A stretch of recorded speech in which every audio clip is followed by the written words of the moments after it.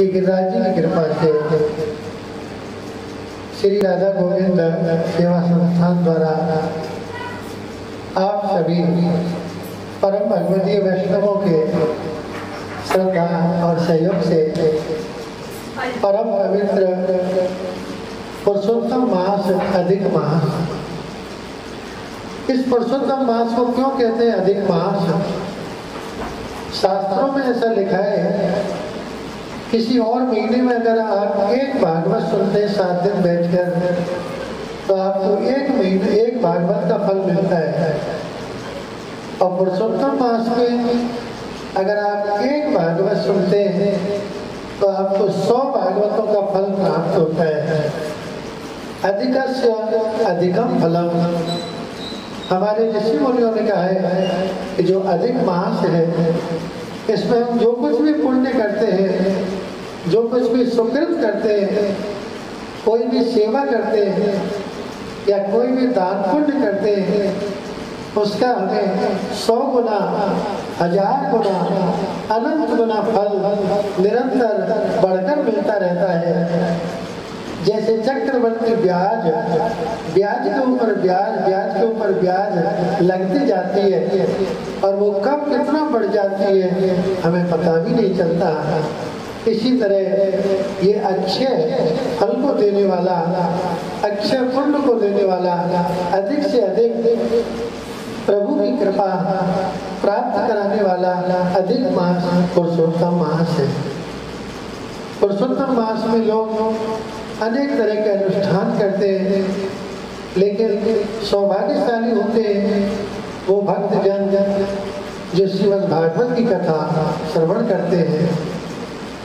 भागवत क्या है? भागवत कोई किताब नहीं है, भागवत कोई पुस्तक नहीं है, भागवत भगवान का आत्म स्वरूप है। जिस समय द्वारकाधीश भगवान इस धरा धाम को त्याग कर गौलोक धाम जाने की तैयारी कर रहे थे, भगवान के मित्र श्री उद्धव जी आए हाथ जोड़कर, गोविंद मैंने सुना है आप इस पृथ्वी को छोड़कर जाने की तैयारी कर रहे हो, अगर आप इस धरा धाम को त्याग कर चले जाओगे तो आपके भक्तों का आधार क्या होगा, वो किसका आश्रय लेंगे? भगवान मुस्कुराने लगे और हंसकर बोले, उद्धव तुम तो ज्ञानी हो, ना मैं कभी जाता हूँ और ना मैं कभी आता हूँ, मैं तो सदा सर्वदा विद्यमान रहता हूँ। अपने भक्तों पर कृपा करने के लिए अनेक अनेक लीला अवतार धारण करता हूँ। कभी इस पृथ्वी पर कछुआ बनकर आया, कभी मछली का अवतार लेकर आया, कभी नरसिंह का अवतार लेकर आया, कभी धनुष बाणधारी राम बनकर, कभी मुरली वाला कृष्ण कन्हैया बनकर, और इस कलयुग में जो मेरा स्वरूप होगा उसे मैं श्रीमद् भागवत में विराजमान करूंगा। तेने हम वाग्मयी मूर्ति प्रत्यक्षा वर्तते हरे। आज हमारे समान जो भागवत जी विराजमान है, ये कोई पुस्तक नहीं है, कोई पोथी नहीं है। जो लोग भागवत जी को पुस्तक कहते हैं या पोथी कहते हैं, उन्होंने वास्तव में भागवत जी के असली स्वरूप को पहचाना नहीं। भागवत कोई किताब नहीं, कोई कहानी नहीं, भागवत तो भगवान का आत्म स्वरूप है। जहाँ भागवत की कथा होती है, गंगा, यमुना, सरस्वती, गोदावरी, समस्त नदियाँ, सारे तीर्थ वहाँ खुद विराजमान हो जाते हैं। वो पवित्र स्थान एक तीर्थ बन जाता है, एक धाम बन जाता है। तत्रैव गंगा यमुना च तत्र गोदावरी सिंधु सरस्वती च सर्वाणि तीर्थानि वसन्ति तत्र यत्राचितो दारकथा प्रसंगः। जहाँ श्री हरि की कथा होती है वहाँ सब तीर्थ, सारे देवता विराजमान हो जाते हैं। आज ये गिरिराज दर्शन अतिथि गृह है, जहाँ देश विदेशों से वैष्णव आते हैं जिनकी सेवा होती है निष्काम भाव से, जो गिरिराज जी की तलेटी में वास करना चाहते हैं, ऐसे वैष्णव जनों के लिए परम शांति का अनुभव होता है। यहाँ कोई भीड़ भाड़ नहीं, एकांत नहीं।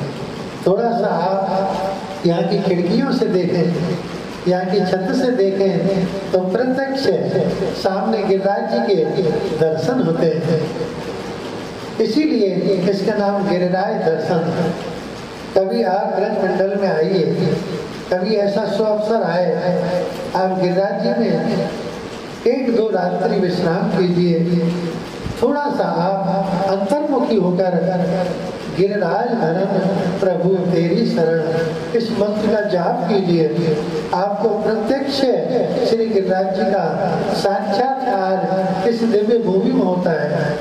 कई बार हमने यहाँ आकर भगवत चिंतन किया है। जो मन भगवान के चरणों में इस स्थान पर लगता है, वो वाणी का विषय नहीं, वो केवल अनुभव से ही जाना जा सकता है। ऐसा दिव्य स्थान, ऐसा पवित्र स्थान यहाँ भागवत की कथा पुरुषोत्तम मास में हो रही है। ये हम सभी के लिए, आप सभी भक्तों के लिए, सारे संसार के लिए एक बहुत बड़ा सौभाग्य का अवसर है। भागवत की महिमा क्या है? भागवत कोई किताब नहीं, कोई पुस्तक नहीं, भगवान का निज स्वरूप है। भागवत में 4 अक्षर आते हैं। थोड़ा सा हम ध्यान दें तो सबसे पहला अक्षर है भा। भा का अर्थ होता है भाग्योदय। थोड़ा सा भी आपको ऐसा लगता है कि मेरा भाग्य मेरा साथ नहीं दे रहा है, आप एक आसन से बैठकर पूरी भागवत जी श्रवण कीजिए। निश्चय आपका सोया हुआ भाग्य जग जाता है। कई लोग हमसे कहते हैं, महाराज जी पता नहीं क्या बात है, हमने अपने जीवन में जितनी मेहनत की, कोई क्या करेगा, लेकिन उसका फल हमें नहीं मिल पाया। जहाँ हमें जिस मुकाम पर पहुँचना चाहिए था, हम पहुँच नहीं पाए। हमारा पड़ोसी मिट्टी को भी हाथ लगाता है, वो भी सोना हो जाता है, और हमें जीवन बीत गया हाथ पाँव पटकते हुए, अथक परिश्रम करते हुए, लेकिन हमें कुछ नहीं मिल पाता। पता नहीं हमारा भाग्य कैसा है। एक जमीन खरीदी, उसमें भी मुकदमा लग गया महाराज। एक दुकान की, उसमें भी घाटा हो गया। पता नहीं कैसा भाग्य, हम तो बड़े परेशान हैं। थोड़ा सा भी आपको ऐसा लगता है कि मेरा भाग्य मेरा साथ नहीं दे रहा है, हम विश्वास के साथ कहते हैं, गिरिराज जी की तलेटी में कहते हैं, आप एक बार पूरी भागवत एक आसन से बैठ के सुन लो, आपका सोया हुआ भाग्य जग जाएगा। भागवत का पहला अक्षर भा हमारे भाग्य को जगाने वाला। भाग्योदयेन बहुजन्म समर्जितेन सत्संगमं च लभते पुरुषो यदा वै। जन्म जन्म के भाग्य उदय होते हैं, तब कहीं भागवत श्रवण करने को मिलती है। जन्म जन्म के भाग्य उदय होते हैं, तब कहीं भागवत का पूजा करने का अवसर मिलता है। भागवत का दूसरा अक्षर है गा। गा का अर्थ है ज्ञान। और देव जी ने भगवान से पूछा, कृष्ण कन्हैया सबसे बड़ा ज्ञानी कौन है, जिसने वेद मंत्रों को कंठस्थ कर लिया, गीता भागवत रामायण को कंठस्थ कर लिया, क्या वो ज्ञानी बन गया? भगवान कहते हैं सबसे बड़ा ज्ञानी जिसे आत्मस्वरूप का ज्ञान हुआ, इस दुनिया में मैं क्यों आया हूँ, उस परम पिता परमात्मा ने मुझे इस संसार में क्यों भेजा है। ये मनुष्य का शरीर 84 लाख योनि घूम घूम कर बड़ी मुश्किल से हमें किस लिए मिला है, इस बात को जिसने समझ लिया वो सबसे बड़ा ज्ञानी है। जिसे अपने कर्तव्य का बोध हो गया, वास्तव में वही सबसे बड़ा ज्ञानी है। माँ बाप के प्रति मेरा कर्तव्य क्या है, पड़ोसी के प्रति मेरा कर्तव्य क्या है, समाज के प्रति मेरा कर्तव्य क्या है, गुरुजनों के प्रति मेरा कर्तव्य क्या है। जिस इंसान ने अपने कर्तव्य को समझ लिया, वास्तव में वही सबसे बड़ा ज्ञानी है। इस दुनिया में ज्ञान की बात करने वाले तो बहुत होते हैं, लेकिन ज्ञान का आचरण करने वाले बहुत कम लोग होते हैं। भागवत की कथा हमें निज स्वरूप का ज्ञान कराती है। भागवत की कथा हमें निज कर्तव्य का बोध कराती है। भागवत का तीसरा अक्षर है वाह। वाह का अर्थ है वैराग्य। सबसे बड़ा वैरागी कौन है? जिसने बिना राग द्वेष का जीवन जीना सीख लिया, वो सबसे बड़ा वैरागी है। कोई भस्म रमाकर, कोई जटा रमाकर, कोई अपने कपड़े रंगकर वैरागी बना है, लेकिन कृष्ण कन्हैया कहते हैं बिना राग द्वेष का जीवन जो जी रहा है वो सबसे बड़ा वैरागी है। बोलो राधे राधे, जय श्री। भागवत का चौथा अक्षर है ता, जो हमें त्याग की प्रेरणा देता है। एक शिष्य आया अपने गुरुजी के पास में, गुरुजी मेरा मन कहता है मैं अपना घर त्याग दूं, मेरा मन कहता है मैं घरवाली को त्याग दूं, मेरा मन कहता है मैं नौकरी त्याग दूं। संत हंसने लगे और हंसकर बोले बेटा मत घर को त्यागो, मत घरवाली को त्यागो, अगर त्यागना है तो प्रपंच को त्यागो। बोलो जय श्री। जिसने अपने जीवन में प्रपंच को त्यागा उससे बड़ा कोई त्यागी नहीं है। जिसने अपने अहंकार को त्यागा समझो वही सबसे बड़ा त्यागी है। जिसने अपने क्रोध को त्यागा समझो वो सबसे बड़ा त्यागी है। कितने लोग घर छोड़ देते हैं, परिवार छोड़ देते हैं, लेकिन प्रपंच नहीं छोड़ पाते। कितने संत बाबा भी मुकदमा लड़ते हैं, गाली गलौज झगड़ा करते हैं। वास्तव में संत कौन है? जिसके जीवन में शांति है वही संत है। जिसके जीवन में अशांति है वही असंत है। उद्धव जी ने भगवान से पूछा सबसे बड़ा साधु कौन है? भगवान कहते हैं जिसने अपने मन को साध लिया वो सबसे बड़ा साधु है। बोलो जय श्री। जिसका मन दसों दिशाओं में भटक रहा है वही असाधु है।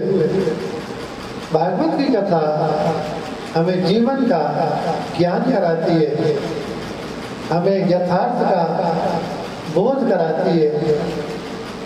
प्रेमियों, भागवत कोई कहानी नहीं, कोई मनोरंजन नहीं है। भागवत हमारे मन को समझाने का एक साधन है। प्रपंच को त्यागो, बुराइयों को त्यागो, फिर तुमसे बड़ा कोई त्यागी नहीं है। भागवत की महिमा, भागवत का महात्मा 6 अध्यायों में वर्णन किया है वेद व्यास जी ने। सबसे पहले जो श्लोक भागवत जी में आता है, आज भागवत का प्रथम सत्र आरंभ कर रहे हैं। आइए उस पवित्र श्लोक का स्मरण करते हैं। सच्चिदानंद रूपाय विश्वोत्पत्त्यादि हेतवे तापत्रे विनाशाय श्री कृष्णाय वयं नमः।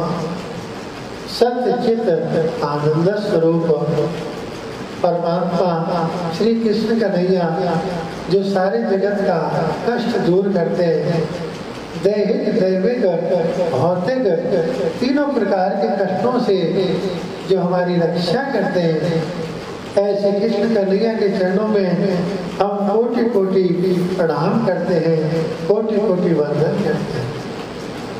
आज का जो भक्त है वो बहुत तर्क करता है, हर तरह से संतुष्ट होना चाहता है, जब तक उसे संतुष्टि नहीं मिलती, जब तक उसकी तर्क जिज्ञासा शांत नहीं होती, तब तक वो आगे नहीं बढ़ता। लेकिन हमारा तर्क याद रहे, तर्क रहे, कहीं को तर्क न बन जाए।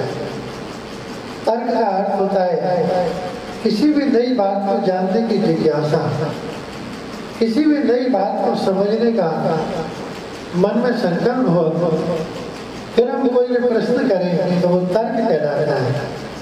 और केवल सामने वाले की बात को काटना है, केवल इसको नीचा दिखाना है, ऐसा सोचकर हम ऊट पटांग प्रश्न करेंगे तो वो हमारा तर्क वो तर्क में बदल जाता है। और जिसके भी आगे कू लगेगा उसका स्वरूप बिगड़ जाएगा। एक होता है मार्ग, और मार्ग के आगे अगर कू लगाओगे तो कुमार, जिससे बचना जरूरी है। एक है संग, जिससे जीवन सुधरता है, सत्संग। और उसी के आगे अगर कू लग जाए तो कुसंग, जिससे बचना बहुत जरूरी है। आप इस बात का पूरा पूरा ध्यान रखें। आपका तर्क किसी भी नई बात को जानने की जिज्ञासा को लेकर होना चाहिए। केवल सामने वाले की बात काटना या उसे नीचा दिखाना, ऐसा दुर्भाव हमारे मन में नहीं होना चाहिए। भागवत की कथा सत्य चित आनंद स्वरूप परमात्मा के चरणों में प्रणाम करना सिखाती है। एक शिष्य ने अपने गुरु से कहा, गुरुजी एक बात बताओ, भाव तो हृदय के अंदर होना चाहिए, बार बार सिर झुकाने की क्या जरूरत है? ये सब दिखावा करने की क्या जरूरत है? यहाँ सिर झुकाओ, वहाँ सिर झुकाओ, इसकी कोई जरूरत नहीं है। प्रेम तो आपके दिल में होना चाहिए। संत ने बड़ी सरलता से समझाया, देखो बेटा, आपके दिल में प्रेम है, ये तो बड़ी अच्छी बात है, लेकिन समय समय पर अपनी भावनाओं को प्रकट करना भी बहुत जरूरी है। माता के हृदय में स्नेह होता है अपने बच्चे के प्रति, लेकिन माँ सोचे कि मैं अपना ये स्नेह, अपना प्यार केवल दिल में रखूं, स्तनपान कराने की क्या जरूरत है? ये सब नाटक दिखाने की क्या जरूरत है? तो बालक का पोषण कैसे होगा? वो तो भूखा ही बेचारा दम तोड़ देगा। तो हृदय में प्रेम है, लेकिन उस प्रेम को प्रत्यक्ष रूप में प्रदर्शन करना, उसको प्रकट करना, उसको समर्पित करना भी बहुत जरूरी होता है। आज ये रुमाल है, तौलिया है, ये हमारे सिर पर रखा है, तो जब तक हमारा सिर ऊंचा रहेगा ये बोझ हमारे सिर के ऊपर रहेगा, और जहाँ हमारा सिर झुक जाएगा ये सारा बोझ उतर जाएगा। बोलो जैसे। तो बोझ कब तक रहा? जब तक हमारा सिर ऊंचा रहा। जब तक हमारा सिर झुक नहीं गया तब तक ये बोझ नहीं उतरा। तेरे सिर के ऊपर आपकी गठरी का बोझ है, तेरे सिर के ऊपर अहंकार की गठरी का बोझ है। जब तक तुम श्री कृष्ण कन्हैया के चरणों में अपना ये अहंकार भरा मस्तक झुकाओगे नहीं, तब तक ये गर्व का बोझ, ये पाप का बोझ, ये गठरी उतरेगी नहीं। हम इसीलिए कहते हैं कि जहाँ भी देव स्थान हो, जहाँ भी तीर्थ है, वहाँ विनम्रता पूर्वक झुककर प्रणाम करने की आदत डालो। जब तक जीवन में ये विनम्रता नहीं आएगी तब तक तुम्हें आशीर्वाद नहीं मिलेगा। बादलों का पानी पहाड़ के ऊंचे ऊंचे शिखरों पर भी बरसता है और नीचे गड्ढों पे भी बरसता है, लेकिन बादलों का पानी पहाड़ के ऊंचे ऊंचे शिखरों पर बरसता जरूर है पर ठहरता नहीं है। जहाँ नीचे गड्ढे होते हैं वहीं आके ठहरता है। इसी तरह भगवान का आशीर्वाद सबको समान रूप से मिलता है। संत महापुरुषों का आशीर्वाद सबको समान रूप से मिलता है, लेकिन जो विनम्र होते हैं, जो झुके हुए हैं, उन्हीं के पास आकर ठहरता है। मिलता सबको है, लेकिन सबके पास ठहरता नहीं है। बोलो जय श्री कृष्ण। आज भागवत सुनकर हम प्रणाम करना सीखें, विनम्र होकर बड़ों के आगे झुकना सीख लें। अगर इतना हमने सीख लिया तो भागवत सुनना हमारा सफल हो गया, धन्य हो गया। श्री कृष्ण जिनका नाम है, गोकुल जिनका गाम है, ऐसे श्री भगवान को मेरा बारंबार प्रणाम है। ऐसे श्री भगवान को मेरा कोटि कोटि प्रणाम है। यशोदा इनकी मैया है और दाऊ जिनके भैया है। यशोदा इनकी मैया है और दाऊ जिनके भैया है। ऐसे श्री भगवान को मेरा बारंबार प्रणाम है। ऐसी दया निधान को मेरा कोटि कोटि प्रणाम है। अपना मस्तक श्री गोवर्धन नाथ जी के चरणों में एक बार झुकाओ। श्री कृष्ण शरणम मम, श्री कृष्ण शरणम मम, श्री कृष्ण शरणम मम। भगवान कहते हैं, अर्जुन जो मेरी शरण में आता है, मैं हर तरह से उसकी रक्षा करता हूँ, हर तरह से उस जीव को अंगीकार करता हूँ, उसे कभी त्यागता नहीं। जो मेरी शरण में आता है, मैं सदा उसके साथ रहता हूँ। आप गिरिराज जी में आकर, भागवत जी के चरणों में आकर बैठ गए। आपने अपना तन मन जीवन भागवत जी के चरणों में समर्पित कर दिया। अब इस बात पर पूरा विश्वास रखो, आज से श्री ठाकुर जी सदा आपके साथ है। आपका हर कार्य स्वयमेव करिष्यति। महाप्रभु श्री वल्लभाचार्य जी कहते हैं कि प्रभु सर्व समर्थ हो ही ततो निश्चिंतता बने। तुम क्यों चिंता करते हो?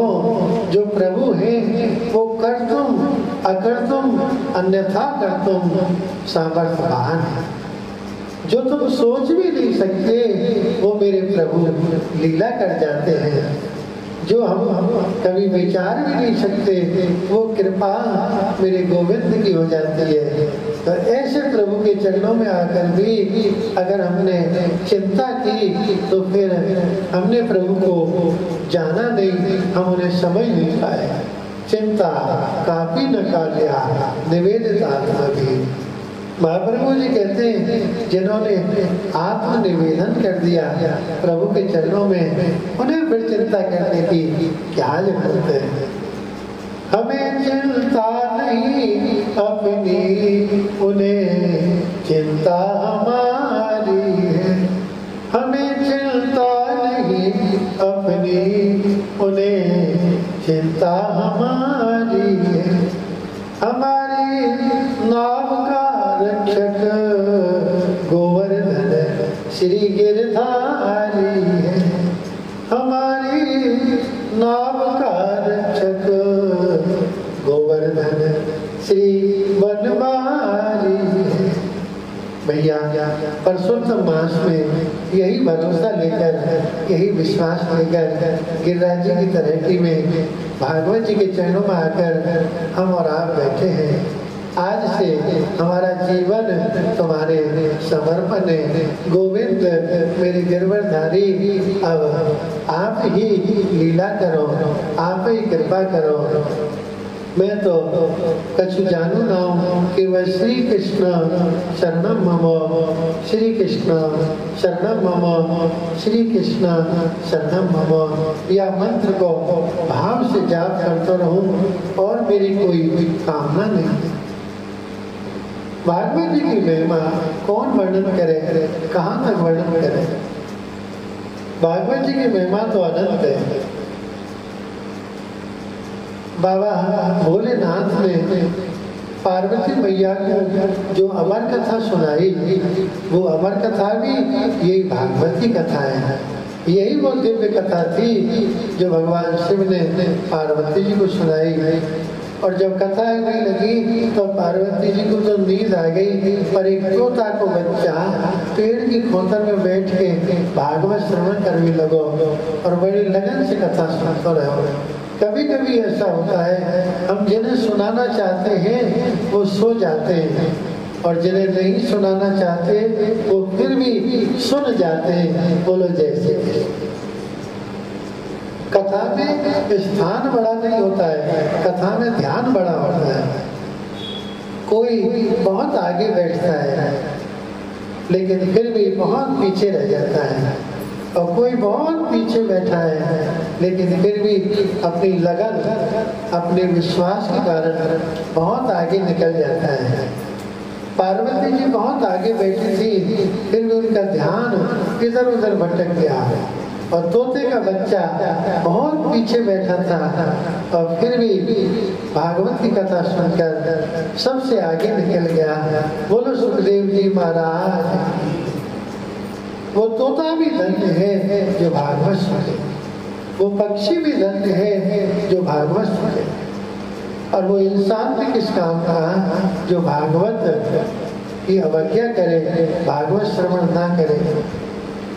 रामचरितमानस में एक नाम आता है काक वसुंड, जिनका शरीर कौवा का है। किसी ने पूछा, काक वसुंड तुम्हें अपना ये कौवा का शरीर कैसा लगता है?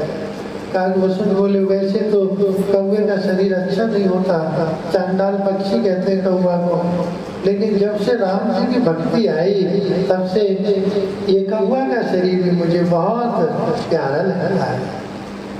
वास्तव में वही जीवन धन्य है जिसमें प्रभु की भक्ति आए। जिस जीवन में प्रभु की भक्ति नहीं आई वो जीवन तो यूं ही निकल गया। रामचरितमानस में जटायु का स्मरण करते हैं, गीत होकर भी राम की सेवा में प्राण गंवाए, जीवन धन्य कर लिया जटायु ने राम की सेवा में। वो पक्षी भी धन्य है, वो कौवा भी धन्य है, वो तोता भी धन्य है, वो गीत भी धन्य है जो प्रभु की सेवा में लग गया। आज हमारा जीवन भागवत जी में सेवा में लगा है, तो ये हमारा जीवन धन्य हो गया। देखने में तो ये शरीर इतना अच्छा नहीं, मांस का एक लोथड़ा है, हड्डियां इसके अंदर है, रक्त भरा हुआ है, इसमें कोई भी चीज ऐसी नहीं है जिसको हम अच्छा कह सकें। अगर कहीं भी मांस का टुकड़ा पड़ा हुए तो आप बच के निकलते, कहीं भी हड्डी पड़ी है बीच रास्ते में तो आप बच कर निकलते, उसे छूना नहीं चाहते। इस शरीर के अंदर मलमूत्र भरा हुआ है, कहीं भी गंदगी मलमूत्र पड़ा हो, हमारा पैर भी लग जाता है तो हम कई बार पैर धोते हैं, बच के निकलते हैं। तो जो इसके अंदर है वास्तव में हम उसे छूना भी नहीं चाहते, हम उसे के पास बैठना भी नहीं चाहते। इसमें अच्छा क्या है? इसमें अच्छा केवल आपका विवेक। अगर आपके अंदर विवेक है वो बहुत अच्छा है। आपका जो प्रभु के प्रति प्रेम है, जो आपकी श्रद्धा है वो बहुत अच्छी है। आप उसी को संभाल के रखो, वास्तव में वही सर्वश्रेष्ठ है, उससे बढ़कर और कुछ भी नहीं। एकदा ही विशालायां चत्वारो ऋषयामला सत्संगार्थं समायाता ददृशुस्तत्र नारदं भागवत के महात्मा की कथा आरंभ होती है। एक बार बद्री नारायण धाम में ब्रह्मा जी के मानस पुत्र सनक सनंदन सनातन सनत कुमार सनकादिक सत्संग कर रहे थे।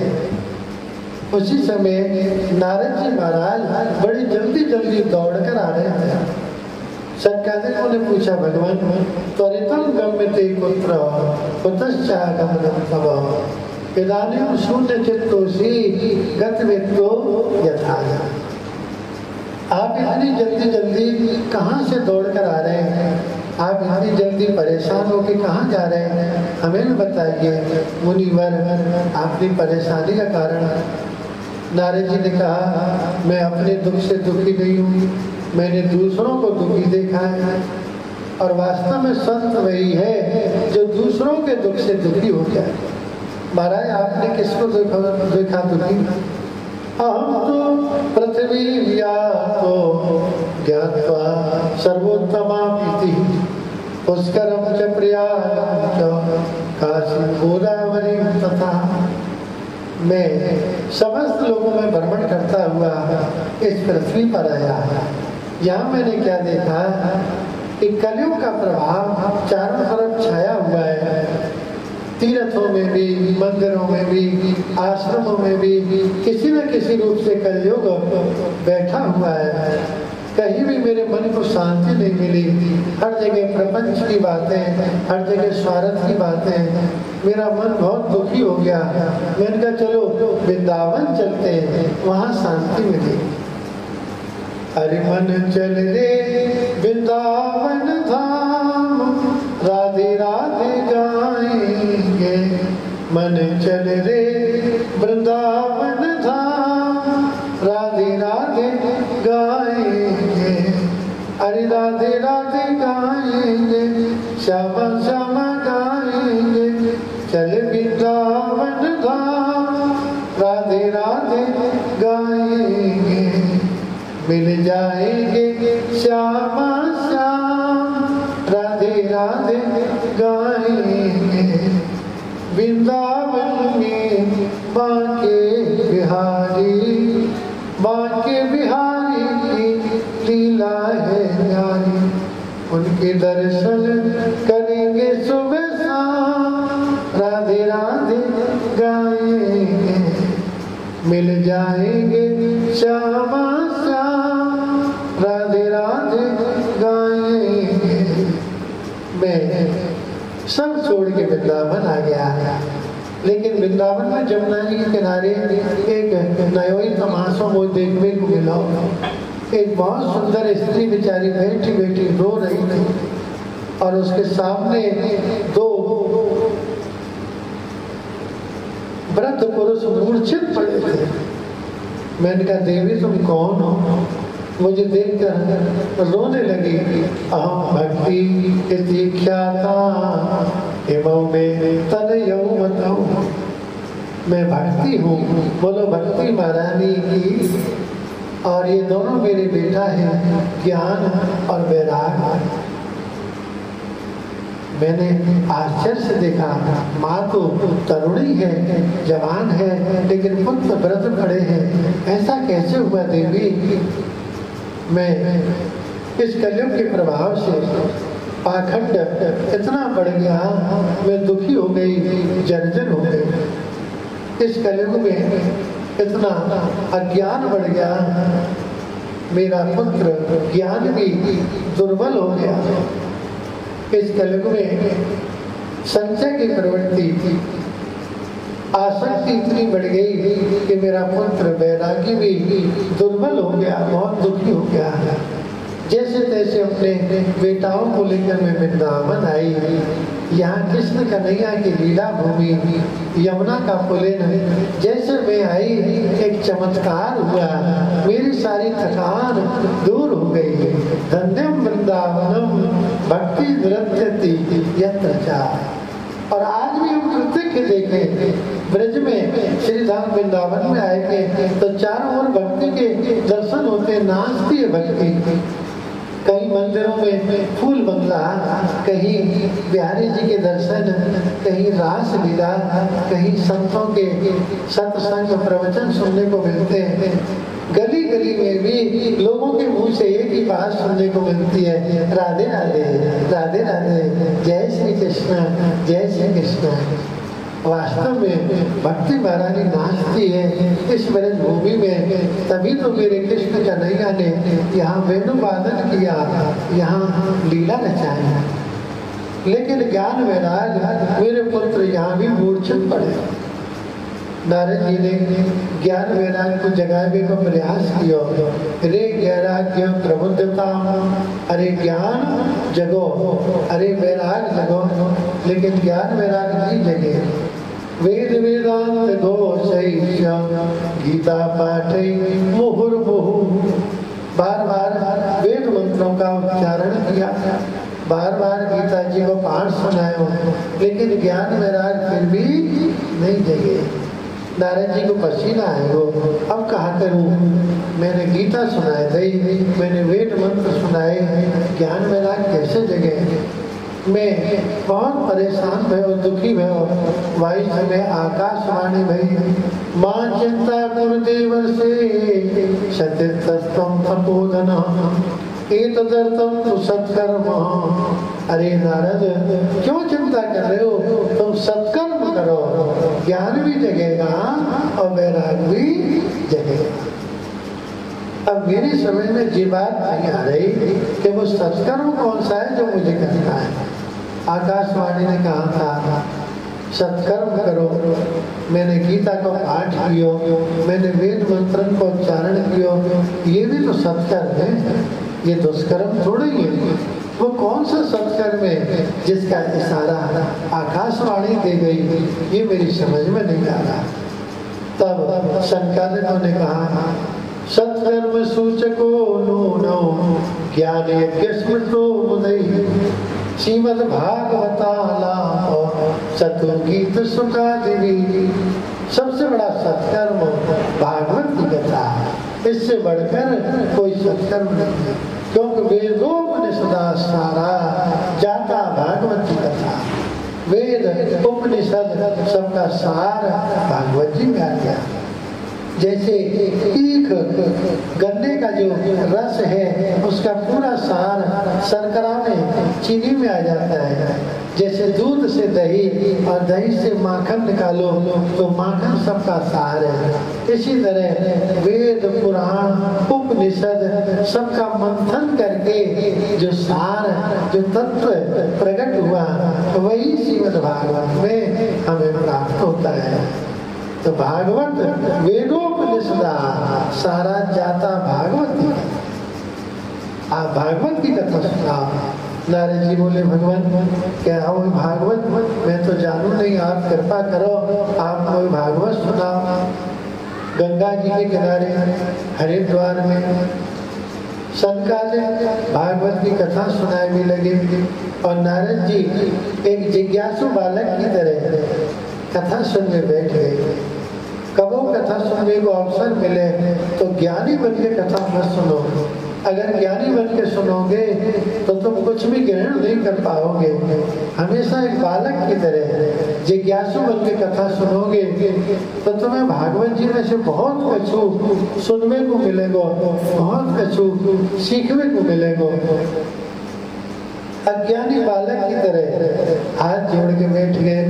बड़े बड़े ऋषि मुनि संत महात्मा कथा श्रवण करके आए।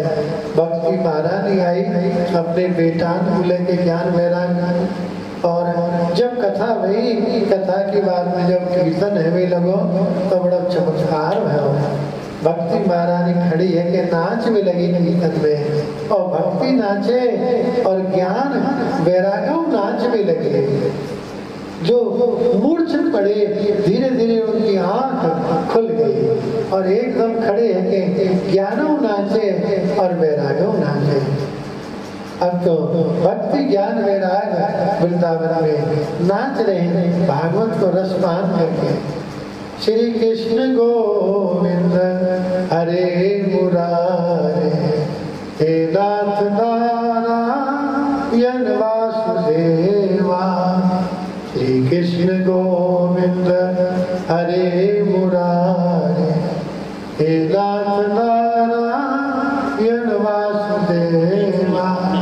हे नाथ नारायण वासुदेवा, हे नाथ नारायण वासुदेवा, हे कृष्ण गोविंद हरे मुरारे, हे नाथ नारायण वासुदेवा।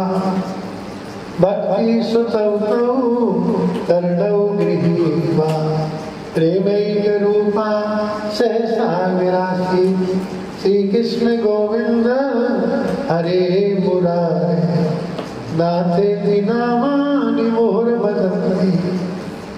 भक्ति महारानी को कष्ट दूर भयो, भागवत सुन के ज्ञान वैराग नाचने लगे। भागवत की महिमा तो बहुत अनंत है, कहाँ तक है कि महिमा को वर्णन किया जाए। ये मानवा पाप कृतस्तु सर्वदा, सदा दुराचारता विमार्गदा, क्रोधाग्नि दग्धा कुटिलाश्च कामिनः, सप्ताह यज्ञेन कलौ पुनन्तिते। कोई कैसो भी कुटिल कामी, कैसो भी पतित जीव क्यों न होए, अगर वो भागवत जी श्रवण करे तो सप्ताह सुन के वो पवित्र रह जाए, वह को जीवन धन्य रह जाए, वह की मुक्ति हो जाए। धन्य भागवती वार्ता प्रेत पीड़ा विनाशिनी। भागवत की कथा तो पितरन को भी कल्याण करे, पितरन की मुक्ति के लिए भागवत से बढ़कर कोई साधन नहीं। आज यहाँ गिरिराज जी की करेटी में हमारे कितने वैष्णव हैं, कोई चेन्नई से हैं, कोई मुंबई से हैं, कोई हैदराबाद से हैं, दूर दूर से अनेक वैष्णव जने, कोई वृंदावन से हैं, कोई गिरिराज जी से हैं, कोई गुजरात से हैं, कोई मध्य प्रदेश से, कहाँ कहाँ के वैष्णव ने ये भाव प्रकट किया है कि हमें कथा कैसे सुनने को मिले। गुरुजी हम तो बहुत तड़प रहे, भागवत सुनने के लिए तरस रहे। कोरोना काल ऐसो आयो, यानी पहाड़ पूजा तीर्थ दर्शन सब छुड़ाए दिए। जैसे बिना जल की मछली तड़पे, ऐसे भगवत कथा के बिना वैष्णव तड़प भी लग जाए, उनको तो जीवो मुश्किल है जाए। ऐसी कृपा करो। हमारे आदरणीय शास्त्री जी श्री रंजन कुमार जी के पास में कितने वैष्णव ने आके रखी हो, काऊ तरह से में भागवत सुनने को मिल सकेगा। आपने अपनो ये भाव गिरिराज जी को प्रार्थना करी, हे गोवर्धन नाथ ऐसी कृपा ऐसा अनुग्रह करो, या पुरुषोत्तम मास में लोगन को घर बैठे ही भागवत सुनने को मिल जाए, और जितने लोग सुने उनके पूर्वजन को कल्याण हुए, उनको भागवत जी को फल प्राप्त हुए। तो ये ऑनलाइन भागवत कथा की जो व्यवस्था रखी है, क्योंकि ठाकुर जी तो भावग्राही जनार्दन, भगवान तो भाव को देखे। गजराज ने कहाँ बैठे हुए भगवान को याद किया, तो गजराज का भगवान के पास थोड़े पहुंच गए, जहाँ तो वहीं से याद किया और ठाकुर जी दौड़ के चले आए। द्रौपदी ने भगवान को पुकारो तो द्रौपदी भाज के थोड़ी गई, जहाँ आती वहीं से पुकारने लगी। तो आप चाहे बम्बई में बैठे हो, चाहे हैदराबाद में बैठे हो, चाहे आप चेन्नई में हो, आप कहीं भी हो, चाहे ब्रज में हो, ब्रज से बाहर हो, जहाँ भी आप अपने घर में हैं, तो आप वहीं से ध्यान लगाओ, आपको पूरा फल प्राप्त भागवत जी को वहीं बैठे बैठे होगो, आपके पूर्वजन को कल्याण होगो, आपके पूर्वजन की मुक्ति होगी। नात्र संशय, या में एक लेश मात्र भी कोई संशय नहीं है, क्योंकि ठाकुर जी तो हृदय की पुकार सुने। तो भले ही कैसो भी कोरोना काल चलता रहे हैं, और देखो जब जब जीव पे संकट आवे तो भगवान को याद करने से संकट दूर होए, या भगवान को भूलने से हो। तो इस समय तो और ज्यादा ठाकुर जी याद करने को है, और ज्यादा स्मरण करने को है। इस समय तो और ज्यादा सत्कर्म पुण्य करने को है। यहाँ में हम पीछे नहीं हटे, आगे बढ़ के सेवा करें, आगे बढ़ के पुण्य करें, दान करें, तो अवश्य हमारो संकट दूर होगो। जिन भगवान ने द्रौपदी जो परित्राता ये न कौरव कस्मला कृष्ण क्वापि नो बता। शास्त्री जी, भगवान तुम चले ना गए, आज वो भगवान यही मौजूद है, वो कहीं गए नहीं है। केवल वो तो जो देख रहे हैं कि मेरा भक्त कब वो पुकारे और मैं दौड़ के लगे पास पहुंच जाऊं। मैया घर के काम में लगी है। जब बालक ने रोने लगे तो मैया समझा अब यार भूख लग रही है, सब छोड़ के बच्चा दूध पिलाने को आ गए। ऐसे ही जो भक्त वैष्णव एक बार ठाकुर जी को याद करे, एक बार प्रभु को स्मरण करे, चाहे वो जहाँ पे भी बैठे हैं, मेरे गोविंद वही नंगे पांव दौड़ कर आते, अपनी कृपा अपनो आशीर्वाद भक्त पे अवश्य बरसा में।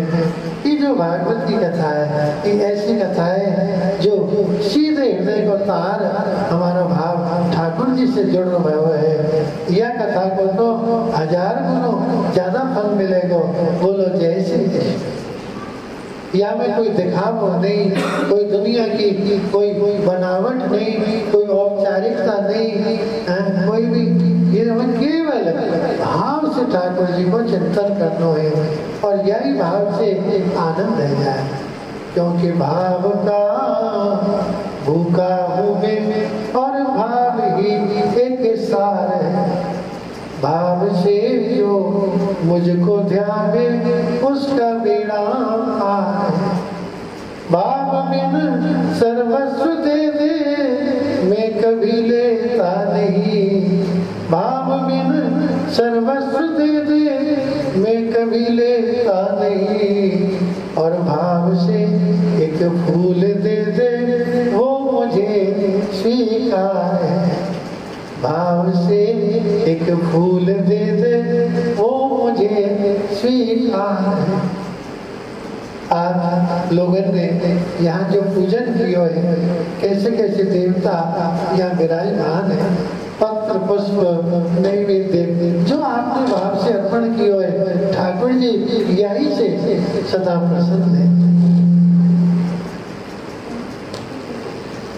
क्या कराए, बड़े से बड़े पापी भी भागवत सुन के तर जाए, आपकी मुक्ति आज तक भई ना, कोई ऐसा उदाहरण है। तो सूजी ने सोनकादि ऋषि को बताया कि देखो प्राचीन समय में उत्तम नगर में आत्मदेव नाम के ब्राह्मण आते थे। उनकी पत्नी को नाम धुंधुली। ब्राह्मण बड़े विद्वान, बड़े दैवज्ञ थे, लेकिन उनकी पत्नी धुंधुली उतनी ही बड़ी प्रपंच बुद्धि, संसार में बाकी मती लगी है। लोग वार्ता रहता, हमेशा दुनियादारी की बातों में ज्यादा ध्यान देती है। कलह प्रिया धुंधुली के लक्षण बताए, ज्यादा काम में झगड़ो हो जाए बाद में बड़ी खुश होती है, और ज्यादा झगड़ो नहीं हुए तो बड़ी उदास रहती है। आज तो गाँव में झगड़ो नहीं हुआ, आज तो बड़ी उदासी सूल टमाटो छाया हुआ है। और ज्यादा झगड़ो हो जाए, हाँ आज तो चैन में लगे, आज तो रौनक आ गई, कल हक प्रिया। लेकिन ब्राह्मण देवता या भगवान की कृपा मान, मेरी घरवाली हमेशा वो से उल्टी चले तो यूँ भगवान की बड़ी कृपा है। क्योंकि अगर मेरी घरवाली का स्वभाव बहुत ज्यादा अच्छा हो तो मैं वाई को स्मरण करता रहता हूँ, गोविंद तुम्हारा स्मरण नहीं कर पाता। मेरी पत्नी बहुत सुंदर होती तो मुझे उसी की याद आती रहती, कन्हैया तुम्हारी याद रखा। भगवान के भक्त, प्रभु के वैष्णव जीवन में जो कुछ भी होता है उसे प्रभु की कृपा मानकर उसी में प्रसन्न रहते।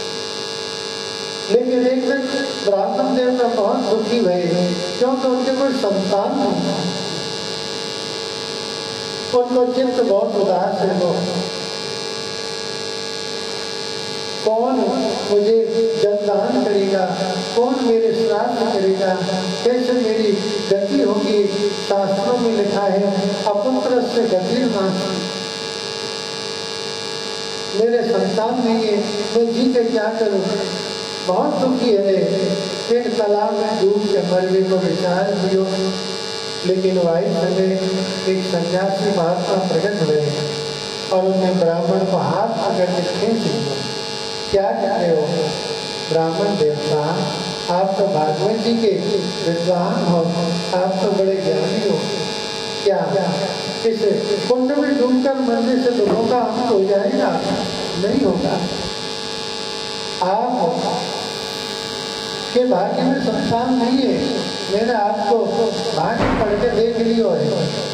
आप एक काम करो, दुनिया में जितने बालक है ना, जिन सबन ने अपने बालक समझो, या फिर जो शांति है वो कछु में मिला है।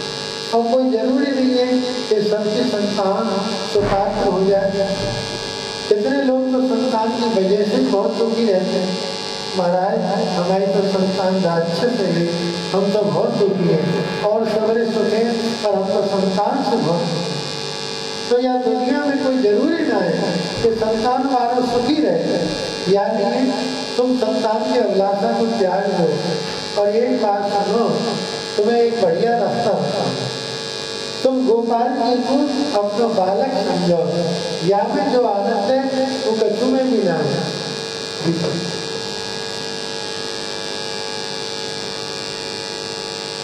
श्री राधा रमण नंदलाल जी, मेरे प्राणों से प्यारे गोपाल जी।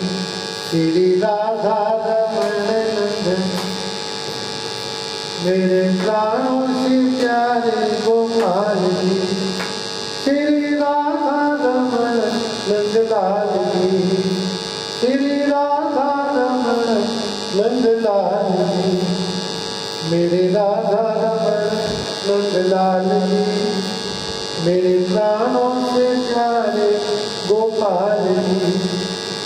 गोपाल जी को अपना बालक समझ लो, अपना पुत्र समझ लो, वात्सल्य भाव से सेवा करो, या में जो आनंद है तो काम बात करना है।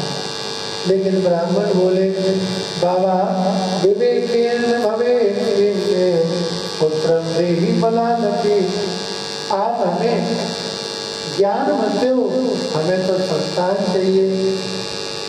जब बहुत आग्रह किया तो संत ने ठाकुर जी को ध्यान किया और ठाकुर जी को ध्यान करके फल दियो। पंडित जी आप ये फल ले जाओ और अपनी घरवाली के या फले दे दियो, भगवान की कृपा से तुम्हारे यहाँ जरूर संतान हो। ब्राह्मण देवता वह फल को लेके आई, लेकिन धुंधली तो हंसने लगी। क्या किसी ने पागल बनाया अच्छी तरह, कई फलों से संतान होती है, अगर फलों से संतान हो जाए तो दुनिया ढेर लगा दे। और माने वहाँ पे भरोसा नहीं किया, विश्वास नहीं किया। जहाँ विश्वास होता है वहाँ पत्थर भी भगवान बनकर सहायता करते हैं। जहाँ विश्वास होता है वहाँ घर के खम्भा में से भी भगवान प्रकट रह जाए, और जहाँ विश्वास नहीं है वहाँ दुनिया में भटको करो, तुम्हें कछु मिलने वाला नहीं। वो फल लेके गाय को खवाए दिए। पंडित जी तो गए तीर्थ यात्रा करके, अपनी बहन को बालक यानी गोद ले लियो, चतुर्थ देखे और अपनो बच्चा बता दियो, तरह तरह के नाटक करे, या को नाम धुंधकारी रखो। लेकिन जो गाय का आशीर्वाद, संत का आशीर्वाद, वो भी भारी मिल गया। गैया को ग्वारिया की भजो भजो आयो, पंडित जी बधाई है, बधाई है, तुम्हारे घर में तो बेटा हुआ कि नहीं हुआ ये तो भगवान जाने और तुम्हारी घरवाली जाने, लेकिन तुम्हारी गैया ब्याही है और गैया ने बड़े सुंदर बालक को जन्म दियो है। गैया ब्याही है, कहा बछड़ा नारो है कि बच्चिया? न बछड़ा है न बच्चिया है। सर्वांग सुंदरम दिव्यम कुमारम कनक प्रभम, एक बहुत सुंदर बालक है, सुवर्ण जैसा दिव्य कांतिमान। अच्छा जो पास जाए कि देखो पूरा बालक मनुष्य जैसी आकृति, केवल बाकी कान गाय जैसे थे।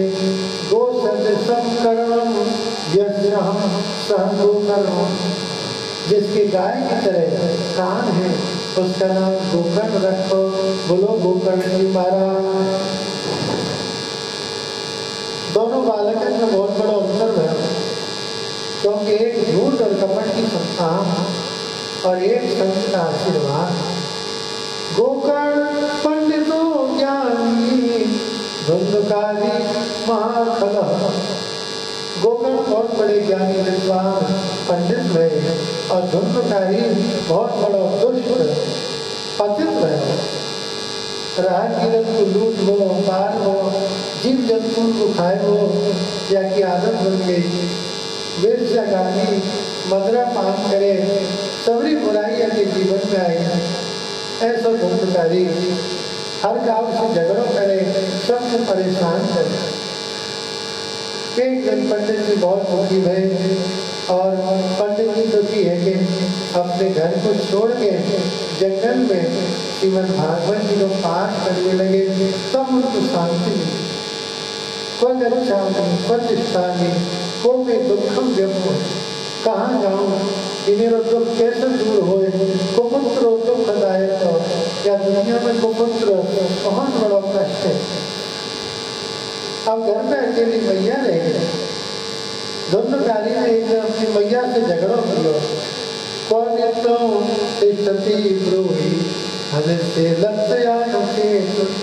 बता धन कहाँ है, नहीं तो लाखों से खबर मिलता। बेचारी मैया बहुत दुखी हुई और दुखी है कि एक कुआं में गिर के वाले भी अपने प्राण खत्म कर दिए। जब माता को अंत भयो, अब धुंधकारी मन में विचार करे, अब कौन है वो रोग व्यवहारो। अब तक तो मैया बार बार पूछे कहाँ जा रहा है, कहाँ से आ रहा है। अब तो परम स्वतंत्र न सेपरेट हो। 5 वेश्यान को लेके अपने घर में ही रहते। गोकर्ण जी बहुत दुखी है कि ज्यादातर उनको समय तीर्थ की यात्रा में। एक जना यानी राजा के महल में चोरी करी। जब राजा के महल में चोरी करी, वैश्यान ने विचार किया इतना धन लेके आयो है, जरूर ही पकड़ में आ गए और ये पकड़ में आ गए तो फिर या की पिटाई हुई, फिर हमारी आफत आ गई। कहा करें, ऐसा करें आज जाके लीला खत्म कर दो। अब याके हमें क्या जरूरत है, या के मदरा पान कराए और सोते भाई रस्सी से बांध दियो खटिया से और डंडा मार मार के या के मार भी लगी। जब डंडा से भी नहीं मरो तो जलते हुए अनार चिमटा से पकड़ पकड़ के या के मुँह में अनार भर दिए। सप्तांगार समूहांश तन्मुखे विचिक्षुभु। आज जाके मौत की दुर्गति हुई, अनार के जला के आके मार। संत कहते हैं किसकी दुर्गति होती है, जो मुख कभी भगवान का नाम नहीं लेता, उसकी यही दुर्गति होती है। जहाँ मुख में कभी ठाकुर जी को चरणामृत नहीं आयो, कभी तुलसी दल तो प्रसाद नहीं आयो, जहाँ मुख में कभी भगवान को नाम नहीं निकलो, वह मुख की यही दुर्गति होती है। जरा जरा क्या तुम्हारो ये बड़ा भयंकर प्रेत बन गयो। बोलो जैसे जब गोकर्ण जी मैं तुम्हारा भैया धुंधकारी हूँ, एक तुम हो जो देवताओं जैसा जीवन व्यतीत कर रहे हो और एक मैं हूँ जो आज भयंकर प्रेत बन गया। अहो बंधो कृपा सिंधो भ्रातर माम आत्मोचय। भैया मेरी मुक्ति करो या प्रेत योनि से मुझे मुक्त करो। गोकर्ण जी बोले तुम तो गया दो मया तो में दान, तुम्हारे लिए तो मैंने गाय जी में पिंड दान किए थे, तो तुम्हारी मुक्ति नहीं गई था। यानी बड़ा सुंदर जवाब दियो। तुमने कितनी बार करे? बोले कितनी बार का? एक आदमी को एक ही बार करे, 2-4 बार थोड़ा ही करे। देखो भैया, दया श्राद्ध सत्य नाती मुक्ति न भविष्यति। तुम गया जी में 100 बार भी श्राद्ध करो तो भी मेरी मुक्ति नहीं हो। अब यहाँ पर एक बात विचार करने की है कि गया जी में 100 बार श्राद्ध करो तो मुक्ति नहीं हो, या को मतलब गया जी में श्राद्ध करो बेकार है, वहाँ को कोई मतलब नहीं है। तो सूर्य जी समझा रहे हैं, देखो ऐसी बात नहीं है। कोई चादर बहुत ज्यादा महंगी है, वहाँ पे बहुत कीचड़ लगो है, तो वहाँ के लिए ज्यादा साबुन चाहिए तभी वहाँ को मैल हो सकता है। चादर बहुत मैली है, बहुत गंदी है, और साबुन को टुकड़ा में सब तोड़ के दे दो कि यहाँ से आपको मैल उठाना तो मैल नहीं उठाना। ऐसे ही गया जी में पिंडदान करने से जितने पुण्य मिलते हैं, मेरे पाप उससे 1000 गुने ज्यादा है। इसलिए मैं कहता हूँ कि गया जी में 100 बार भी तुम पिंडदान करो तो भी मुझे मुक्ति नहीं मिलेगी, क्योंकि मेरे पाप 1000 गुने ज्यादा है। उपाय अपर संचित विचार। अब तो तुम कोई दूसरी बात सोचो, कोई और उपाय। गोकर्ण जी बहुत चिंतित है, कहाँ करूँ अपनी मैया की मुक्ति के लिए। तो गोकर्ण जी ने सूर्य भगवान से प्रार्थना करी। सूर्य भगवान ने आकाशवाणी द्वारा कही, श्रीमद् भागवतान मुक्ति सप्ताह वाचन। गोकर्ण, अगर अपने भैया धुंधकारी की तुम्हें मुक्ति करनी है, प्रेत योनि छुड़ानी है, तो तुम भागवत की कथा सुनाओ, भागवत की सप्ताह सुनाओ। बोलो भागवत महापुराण की जय जय। जय श्री राम, जय जय। गोकर्ण जी ने अपने नगर में आए थे, एक सुंदर सा मंडप बनाया, दिव्य आसन लगाया, सब देवी देवताओं की स्थापना करी और भागवत की कथा सुनाई भी लगी।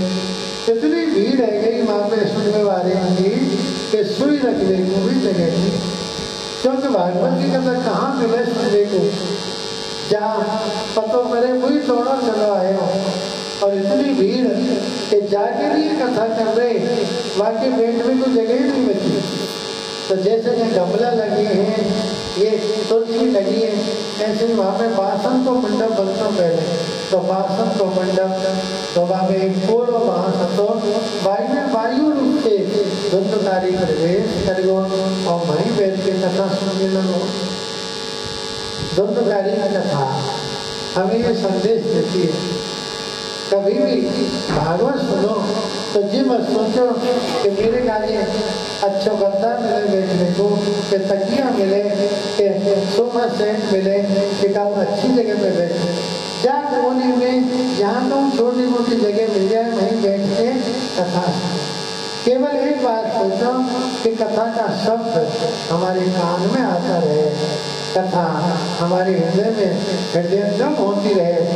यह बात को विचार के जहाँ कोने में जहाँ तो जगह मिले वहीं बैठो और कथा सुनो। रोजाना कथा होती, जब संध्या को समय आयो, एक बांस चटाक खुल गई, हमने ध्यान देती हो काहे की आवाज आई, दूसरे दिन दूसरी गांठ चटक गई। रोजाना एक एक गांठ खुल जाती है। और वास्तव में भागवत सुनने से विद्यन्ते हृदय ग्रंथि सिद्ध्यन्ते सर्व संशया, हमारे हृदय की गांठ खुल जाए, हमारे सबरे संशय मिट जाए। भागवत सुनने से हमारी जितनी समस्याएं हैं उनका समाधान भागवत की कथा में हमें अपने आप मिलता जाता है। हमारे जितने प्रश्न हैं, जितनी जिज्ञासा है, उनका उत्तर भी हमें भागवत सुनकर अपने आप किसी न किसी प्रसंग में मिल जाता है। जब तक हम भागवत जी के चरणों में नहीं आते, मन में अनेक शंकाएं रहती हैं, अनेक तरह का संशय रहता है, और जहाँ हम भागवत जी के चरणों में आकर बैठ गए, सारे संशय दूर रह जाए। विद्यन्ते हृदय ग्रंथि विद्यन्ते सर्व संशयाः। भागवत की कथा 7वें दिन सातों गांठ खुल गई और वाले से जो द्वंद्वकारी हो एकदम प्रकट भयो और आज उसका प्रेत जैसा रूप नहीं, आज दिव्य रूप धरो जाता तुलसी दामन था। तिलक लगा हुआ, कानून में कुंडल, पीतांबर धारण की, ऐसा लगे मानो कोई भगवान को पार्षद है। सबे अचंभो भयो भैया कि कौन है, या के लिए तो बड़ा सुंदर विमान आयो रहने के लिए। हम तो कथा सुनते हैं, हमने तो भागवत सुनी, हमारे लिए विमान क्यों नहीं आयो। भगवान के पास मिलने के देखो भैया तुम्हारे सुनने में और या के सुनने में अंतर है। श्रवणम कृतम सर्वैः न तथा मननम कृतम। आप लोगों ने श्रवण तो किया है लेकिन आप मनन नहीं किया। श्रवण और मनन में अंतर क्या है। सुनता हर कोई है लेकिन मानता कोई नहीं है। बोलो राम। एक डॉक्टर की दवा केवल हाथ में लेने से लाभ नहीं करती जब तक हम उसका सेवन न करें। इसी तरह भागवत का ज्ञान, गुरु की वाणी केवल सुनने से काम नहीं करे जब तक उसे अपने आचरण में नहीं उतारे, जीवन में नहीं उतारेंगे। कथा का एक एक शब्द हमारे हृदय में बैठा होना चाहिए। हम कथा में बैठते हैं, कथा हमारे भीतर बैठी होनी चाहिए। लोग कहते हैं भैया आज हम 2 घंटे से कहाँ थे, हम कथा में बैठे। अच्छा तुम कथा में बैठे थे लेकिन कथा तुम्हारे अंदर में ठीक नहीं। बोलो राधा। ये भी बहुत जरूरी है कि हम कथा में बैठे और इससे भी ज्यादा जरूरी है कि कथा हमारे भीतर बैठे। कथा कहाँ बैठी है, धर्मशाला में बैठी, गेस्ट हाउस में बैठी है, मंदिर में बैठी है कथा। लेकिन वास्तव में वो कथा जैसे होती है जो हमारे हृदय में बैठ जाए। बोलो जैसे कथा का एक एक शब्द हमारे जीवन को सुंदर बनाता है। कथा का एक एक प्रसंग हमें भगवान से जोड़ देता है। अब की बार नगरवासी ने दोबारा से भागवत सुनी और श्रवण भी कियो और मनन भी कियो।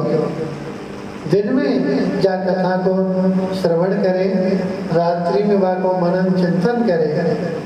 भागवत जी में कौन कौन सी ऐसी बात है जो हमारे जीवन में हमको धारण करनी है, कौन कौन सी ऐसी बुराइयां हैं जो हमें त्यागनी है।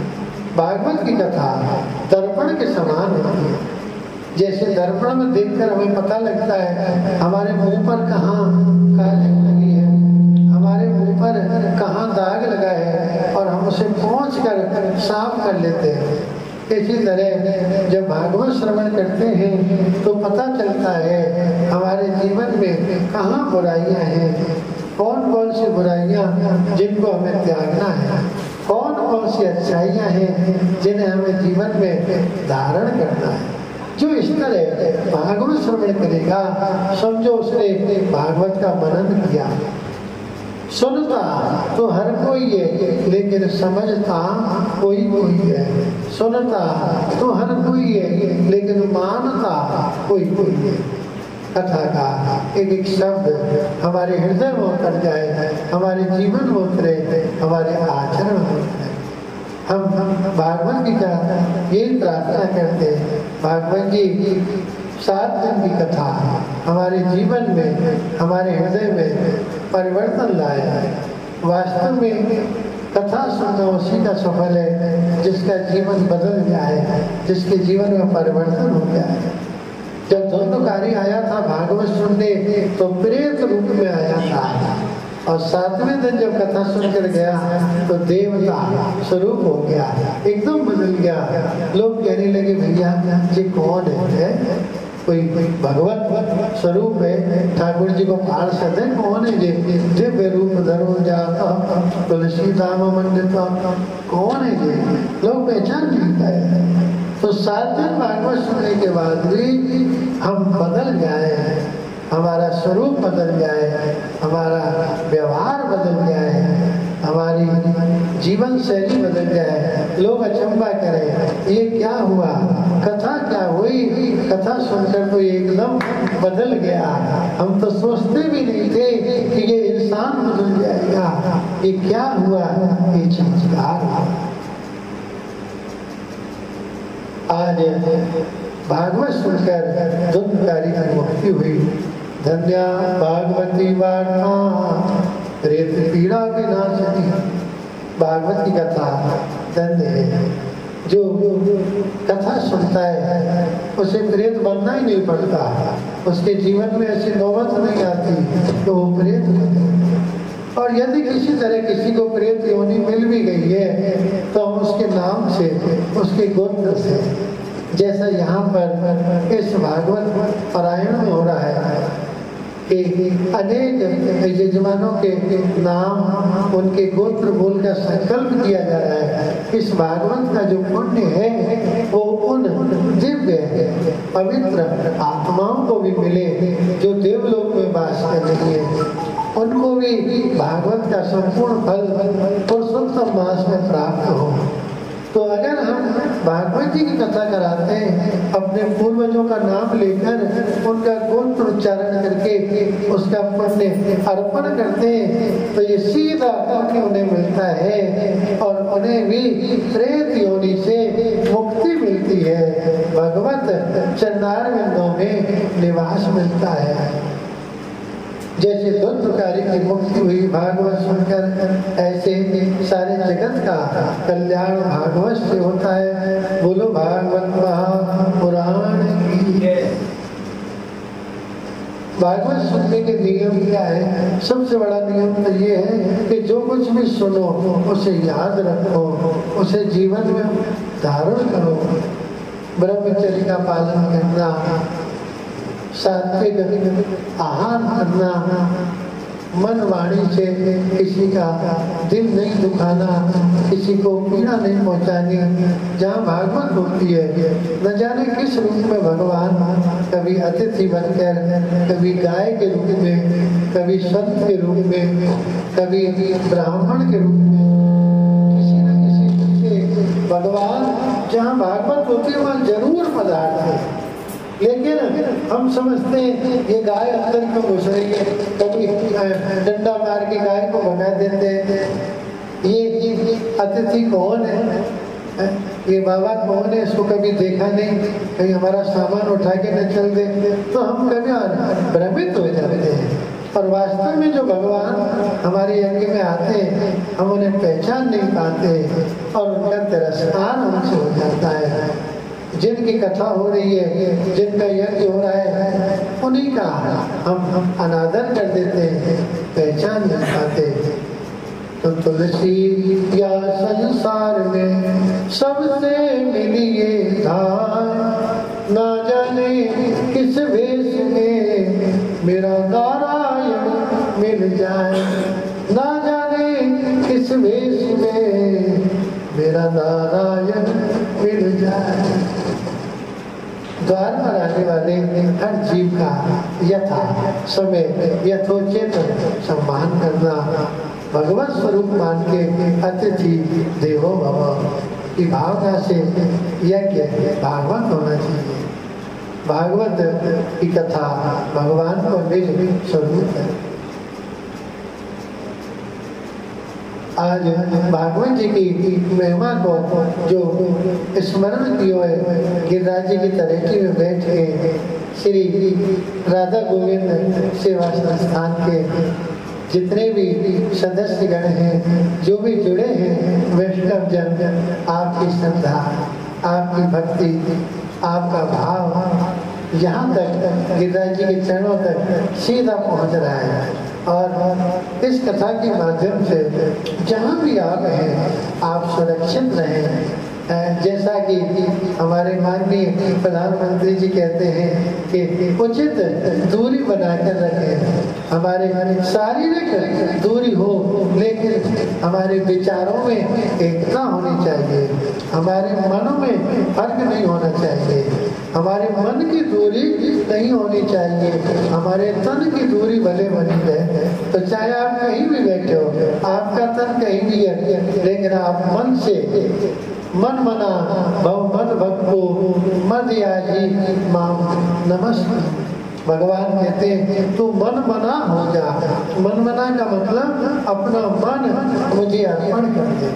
तो आज आप लोग जहाँ भी हो वहीं से मानसिक रूप से आप इस भागवत से जुड़े और ये भागवत आप सबके कल्याण के लिए, विश्व के कल्याण के लिए, हर जीव मात्र के कल्याण के लिए, जन हित की कामना से यहाँ आयोजित की है। आप इससे स्वयं भी जुड़े, अपने रिश्तेदारों को भी, अपने प्रेमी जनों को, अपने मिलने वालों को, सबको इससे जोड़े। ये कार्यक्रम आपके कल्याण के लिए श्री हरि गिरवरधारी का कार्यक्रम है। इसको सफल बनाएंगे। इसका यहाँ से जो समय है वो सुबह 10 बजे से 12 बजे रखा है। इससे पहले देव पूजा होती है, पितृश्वरों की पूजा होती है, जो हमारी दिव्य आत्माएं, दिवंगत आत्माएं जो गौलोक धाम में विराजमान है, उन सबका आवाहन किया है, वो यहाँ विराजमान है, सबकी पूजा होती है। तो बड़े विधि विधान से एक वेद मंत्रों के द्वारा एक अच्छे नियम से ये पारायण चल रहा है। आप इसको बहुत ही श्रद्धा के साथ श्रवण करेंगे। और अभी वाणी को विराम देते श्री गिरिराज धरन प्रभु के चरणों में कोटि कोटि प्रणाम, कोटि कोटि वंदन। आप सभी को हमारा हृदय से बहुत बहुत साधुवाद। सभी को जय श्री कृष्ण, जय श्री कृष्ण, जय श्री कृष्ण।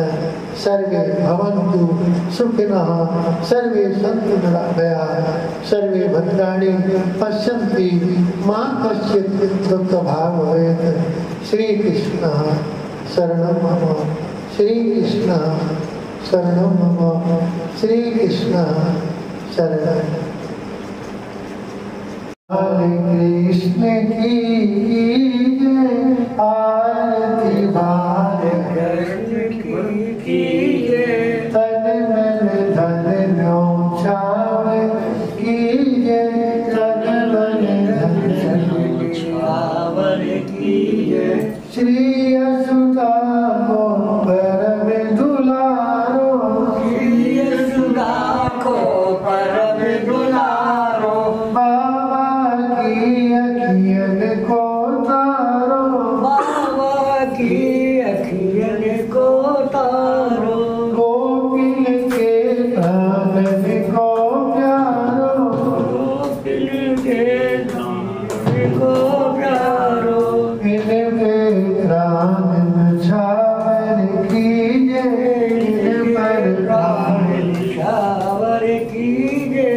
आरती बाल कृष्ण की जय, आरती बाल कृष्ण की जय। बलदाऊ को छोटो भैया, बलदाऊ को छोटो भैया, कनुआ के बोले की मैया, कनुआ के बोले की मैया। परम मुदित मन देत भलैया, परम देत भलैया। ये छवि नैनन में भर दीजिए, ये छवि आरती बाल कृष्ण की जय, आरती बाल तन मन धन न्योछावर की जय, तन मन छावर की जय। बोलो शिवाय कृष्ण लाल। जल जल जल को लूटा है। शांति पृथ्वी शांतिरापः, शांतिरौषधयः, शांतिर्वनस्पतयः, शांतिर्विश्वे देवा, शांति शांति ब्रह्म शांति सर्वगौ शांति शांतिरेव शांति सामा शांतिरेधि सुशांतिर्भवतु।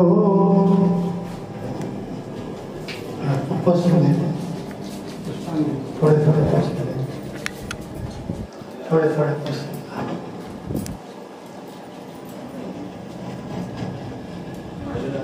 हरि ओम जकेन यज्ञमयजन्तवीवा आदि धर्माणि प्रथमान्यासं देहनाकं महिमानं सचन्तयत्र पूर्वे साध्यः हन्ति देवा।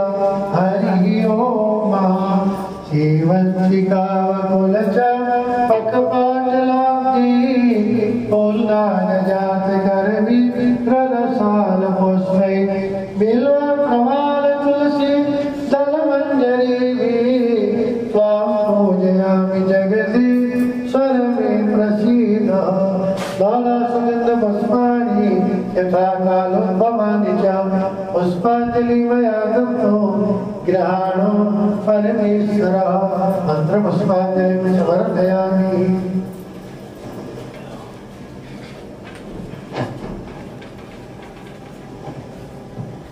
बोलो भागवत महापुराण की गिरिराज धरण श्री वल्लभाधीश श्री गोसाई जी महाराज आज के आनंद। जय जय श्री राधे जय जय जय जय श्री कृष्ण।